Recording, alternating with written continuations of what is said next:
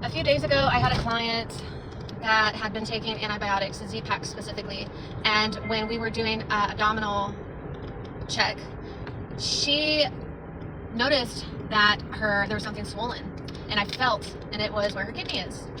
I looked up the side effects of a Z-Pak, and that is, it says a rare side effect, but it can swell up your kidney.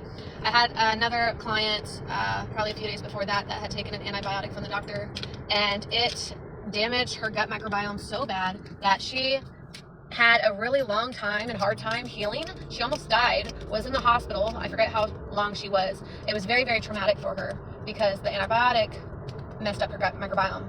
It kills the good and the bad bacteria. I just had a client just now today who was going in for her annual checkup. The doctor pushed on her ovary, and mind you, this woman is in her 70s, probably like mid 70s. And they did an x-ray. She was not having any symptoms prior, none at all. They did an x-ray and there was a tumor. So they removed her whole entire uterus and put a port where her lymph node is and started doing chemo for her. It makes me want to cry.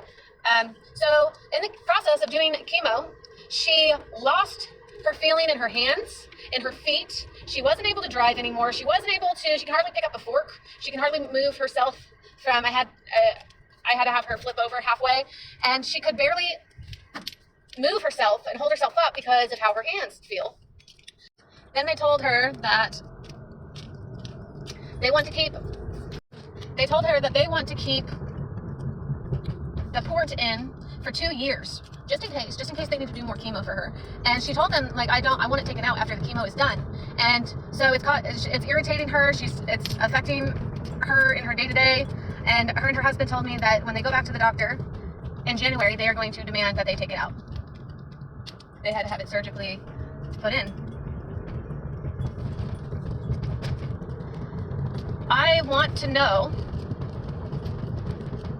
why there is solid proof and evidence of natural holistic healing with tumors, diseases, cancers, autism, ADD, ADHD, utilizing frequencies, detoxing, among other natural healing modalities. Why are we as a collective allowing this ginormous, deadly, scary corporation be in charge of our food and our health?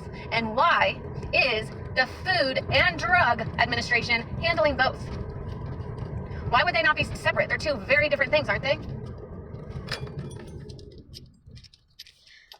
It's hard traveling around the world and seeing that other governments, other medical doctors are not purposefully poisoning people, and then come back here and we don't deserve that. What did we do? I mean, I get everything happens for a reason and there's a lesson in all of it, but like, okay, we know better now. How long do we need to pay karmic debt? At what point do we get to draw a boundary and say no more?